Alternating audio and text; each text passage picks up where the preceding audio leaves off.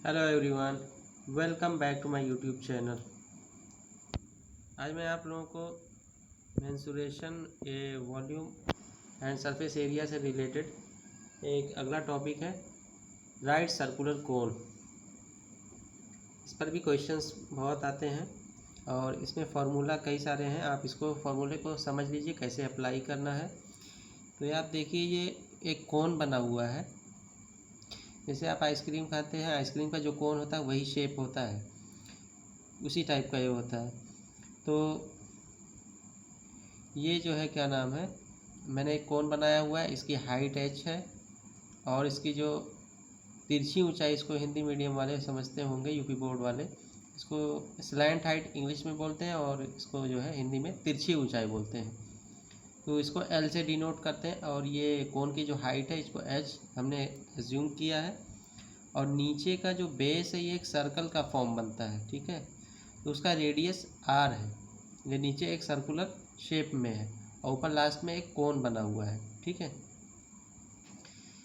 तो इसका वॉल्यूम कैसे निकलेगा आप इसको समझ लीजिए। ये volume of a cone equals to 1/3 area of the base into height. तो एरिया ऑफ द बेस क्या होगा, बेस क्या फॉर्म करता है, ये एक सर्कल फॉर्म कर रहा है, यानी ये सर्कल एक फॉर्म कर रहा है। और अगर सर्कल का रेडियस r है तो उस बेस का, वो जो सर्कल है वो बेस का फॉर्म कर रहा है, तो उसका एरिया क्या होगा। तो सर्कल का एरिया हमने पढ़ा है πr², तो उसकी जगह पे हमने πr² लिख दिया। फिर उसके बाद हाइट है इंटू इस कोन की हाइट h है। तो इस तरह से आप वॉल्यूम का फार्मूला आप इसको समझ लीजिए और इसको मेमोराइज कर लीजिएगा, क्योंकि क्वेश्चन में इसका बहुत यूज़ रहेगा। 1/3 πr² h हो जाएगा, जहाँ पे where r is radius of the base and h is the height, ठीक है। ये वॉल्यूम हमें समझ में आ गया। अब इसके बाद एक आता है इसमें स्लैंट हाइट। ये इसको L से डिनोट करते हैं। तो slant height of a cone L equals to, तो आपने हम पढ़ा होगा राइट एंगल ट्रायंगल, हमने ट्रिग्नोमेट्री में पढ़ा है। अगर नहीं पढ़े हैं तो ट्रिग्नोमेट्री का प्लेलिस्ट आप देखिए, मेरा पूरा उसमें वीडियो मैंने बनाया है। तो ये राइट एंगल ट्रायंगल जो फॉर्म होता है, तो इसमें स्लैंट हाइट L है, h है हाइट है इस कोन का, और ये वाली लेंथ जो कि रेडियस है नीचे बेस का, सर्कल का फॉर्म है, ये r है। तो ये राइट एंगल ट्रायंगल बन रहा है। तो इसमें ये जिसको हाइपोटेन्यूज समझ लीजिए एक मिनट के लिए, तो ये कितना हो जाएगा hypotenuse,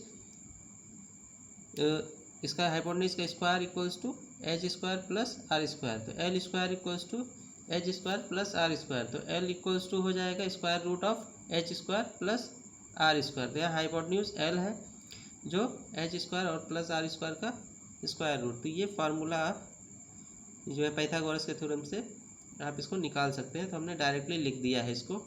slant height of a cone कितना होगा, square root of h² plus r²। Height दिया रहेगा, बेस का मतलब रेडियस या डायमीटर दिया रहेगा, तो आप उसके बेस पे ये स्लैंट हाइट कैलकुलेट कर सकते हैं, ठीक है।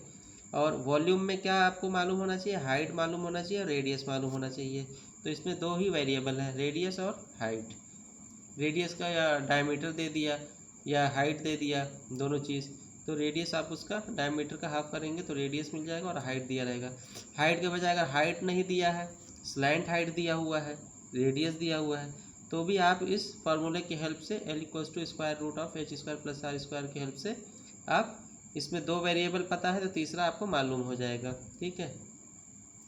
तो ये बहुत इंपॉर्टेंट फार्मूला है। तो आप स्लैंट हाइट ऑफ ए कोन का फार्मूला आप समझ लिए। अब आता है एक curved surface of a cone. Curved surface मतलब वो एरिया है, कर्व्ड सरफेस, जो ये सरफेस एरिया जो कर्व शेप में है उसका कितना एरिया है वो आपको निकालना है। तो क्या होगा, फॉर्मूला πr इंटू L। तो पाई है, r है और L की जगह पे square root of h² plus r²। आप इसको भी मतलब πr/L के फॉर्म में ही याद करें, क्योंकि L की वैल्यू आप तो यहाँ पे रखा हुआ है जस्ट, तो कोई मसला नहीं है। आप πr/L जो है क्या नाम है फार्मूला मेमोराइज करें, तो आपको जो है क्या नाम है ये कर्व सरफेस ऑफ ए कोन मिल जाएगा। जो कर्व है सरफेस का उसका एरिया पता चलेगा, ठीक है। लेकिन अगर इसमें टोटल सरफेस एरिया कह रहा है तो हमने तो ये कर्व्ड सरफेस का सिर्फ निकाला है इधर का, नीचे का बेस का हमने नहीं निकाला है।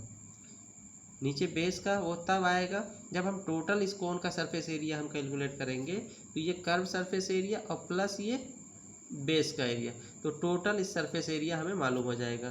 तो अगला क्या आ रहा है इसमें, total surface of the cone क्या आएगा, एरिया ऑफ द बेस, जो मैं बेस ये बता रहा हूँ नीचे सर्कल का फॉर्म कर रहा है, plus area of the curve surface, जो कि अभी हमने कर्व सरफेस ऑफ ए कोन निकाला है। तो क्या हो जाएगा, एरिया ऑफ द बेस कितना है, ये नीचे सर्कल फॉर्म हो रहा है तो इस सर्कल का एरिया क्या होगा, पाई आर स्क्वायर प्लस ये area of the curve surface अभी हमने यहाँ पे लिखा है, तो हो जाएगा पाई आर ए। अब यहाँ पाई आर को दोनों में कॉमन है, पाई आर इंटू ब्रैकेट में आर प्लस एल। आप उसको मेमोराइज भी कर सकते हैं या समझ लीजिए, ये कि टोटल सरफेस एरिया जब कौन का पूछा जाएगा, ये कर्व सरफेस भी निकालेंगे और प्लस ये नीचे बेस का भी एरिया निकालेंगे, तो आपका टोटल सरफेस एरिया कैलकुलेट हो जाएगा। तो आपको याद करने की ज़रूरत नहीं, समझने की ज़रूरत है। आप अगर इंडिविजुअली आपको पता है कर्व सरफेस एरिया का फॉर्मूला क्या है कौन का, तो पाई आर एल है, और नीचे बेस का क्या है, पाई आर स्क्वायर सर्कल है, तो टोटल में दोनों को ऐड कर देंगे।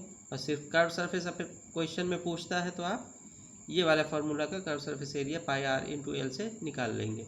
ठीक है, आई थिंक आपका ये कोन का फार्मूला आपको समझ में आ गया होगा। ये 4 फार्मूले हैं, एक वॉल्यूम का है और एक स्लैंट हाइट का है और एक कर्व सरफेस एरिया, एक टोटल कर्व सरफेस एरिया है। अब हम मूव करते हैं नेक्स्ट स्फीयर की तरफ।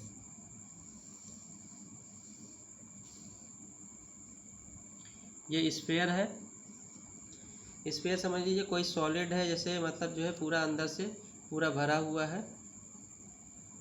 एक सर्कल है, मान लो सर्कल को उसके जो है डायमीटर है उसको एक्सिस मान लेते हैं, उसको चारों उसके जो है मूव करते हैं उस एक्सिस की तरफ, तो एक क्या नाम है स्फीयर फॉर्म होता है। सॉलिड जो शेप बनता है वो स्फीयर का फॉर्म होता है। ठीक है, लेकिन वो सर्कल 2 डायमेंशन में है, लेकिन जब 3 डायमेंशन में बात करेंगे उसको जो है डायमीटर के एक्सिस के अकॉर्डिंग उसके अबाउट में एक्सिस के अबाउट जो है आप उसको रोटेट करेंगे तो वो स्फीयर फॉर्म होगा।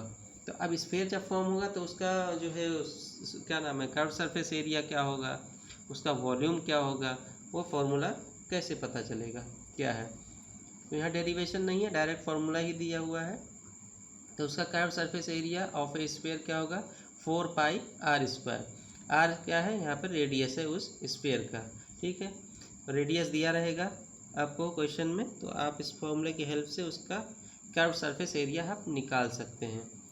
ठीक है, इसमें दूसरा एक फॉर्मूला है volume of sphere. Volume of sphere कैसे निकालेंगे, ये फॉर्मूला ये भी है 4/3 पाई आर क्यूब। ठीक है, यहाँ आर स्क्वायर में नहीं है, वॉल्यूम में क्यूब का फॉर्म है और 4/3 से मल्टीप्लाई है। तो ठीक है, आई थिंक ये 2 फॉर्मूला है स्फीयर के केस में। और उसके बाद जो है एक आता है हेमी स्फीयर। हेमी स्फीयर मतलब स्फीयर का इसका हाफ कट, आधा। ठीक है, हेमी स्फीयर में जैसे ही हमने बनाया एक शेप बनाया, इसको बॉल को आधे को कट किया हुआ है। ठीक है, अब इसका कैसे फॉर्मूला है, अब इसमें हमने फुल सिलेंडर का वॉल्यूम हमने जो पढ़ा है तो उसका हाफ हो जाएगा। ठीक है, जैसे 4/3 पाई आर क्यूब है, पूरा फुल सॉलिड जो स्फीयर बनेगा, लेकिन हाफ बनेगा तो इसको हाफ करेंगे 4/3 को, तो 2/3 पाई आर क्यूब। ठीक है, उसका आधा हो जाएगा वॉल्यूम। इसमें तो मतलब बहुत इजी है, इसमें कुछ भी वो नहीं है डिफ़िकल्ट कि ना समझ में आए। ये सीधा सीधा वॉल्यूम का फुल सिलेंडर के वॉल्यूम का आधा हो जाएगा। ठीक है, इसी तरह से curve surface area of hemisphere. अब इसमें भी कुछ नहीं है, curve surface area of full solid sphere का आपने पढ़ा है 4 पाई आर स्क्वायर, तो हेमी स्फीयर का आधा स्फीयर है तो इसका 2 पाई आर स्क्वायर हो जाएगा। इसमें भी कोई दिक्कत नहीं है, दोनों फार्मूला जस्ट हाफ हो जा रहा है। अब आता है total surface area of hemisphere. ये टोटल सरफेस एरिया जैसे हमने कोन में बताया था वैसे इसमें भी समझा रहा हूँ। इसमें भी कुछ भी नहीं है, बहुत ही आसान है समझना।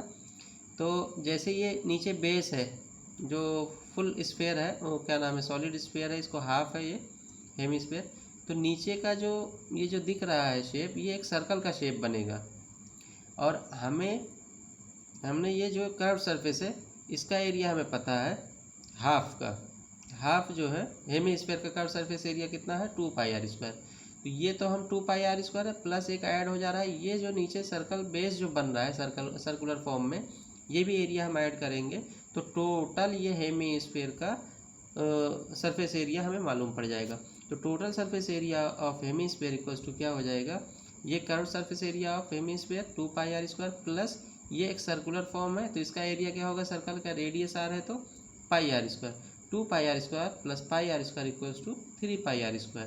तो आप ये कंसेप्ट समझे होंगे तो आपको ये 3πr² याद करने की ज़रूरत नहीं पड़ेगी।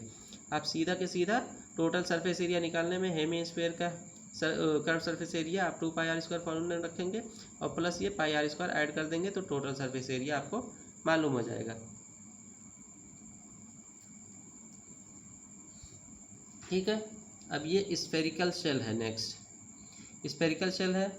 अब जैसे इसमें क्या नाम है, अंदर से खोखला है थोड़ा, जो स्फेयर है अंदर से खोखला है और एक थोड़ा सा थिकनेस होगा जो भी है। तो इसमें क्या करा, स्फेरिकल जो शेल बनता है उसमें एक अंदर का जो बाहर का एक है एक्सटर्नल रेडियस, उसका आर कंसीडर किया है और इंटरनल रेडियस स्मॉल आर।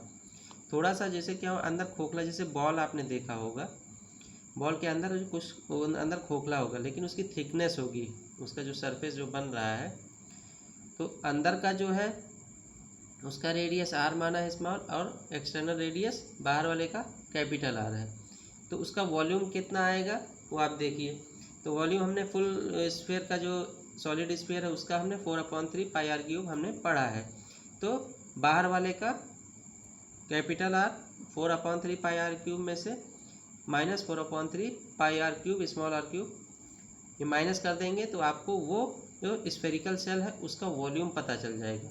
तो खोखला जो अंदर है वो माइनस हो जाएगा, वही जो स्फेरिकल शेल बन रहा है उसी का हमें वॉल्यूम मिल जाएगा। ठीक है, एक्सटर्नल रेडियस वाला जो है वॉल्यूम उसके बेस पे निकाल के और इंटरनल रेडियस के बेस पे जो वॉल्यूम निकला है वो माइनस कर देंगे तो आपको 4/3 पाई ये जो है जो स्फेरिकल शेल का वॉल्यूम है वो मिल जाएगा।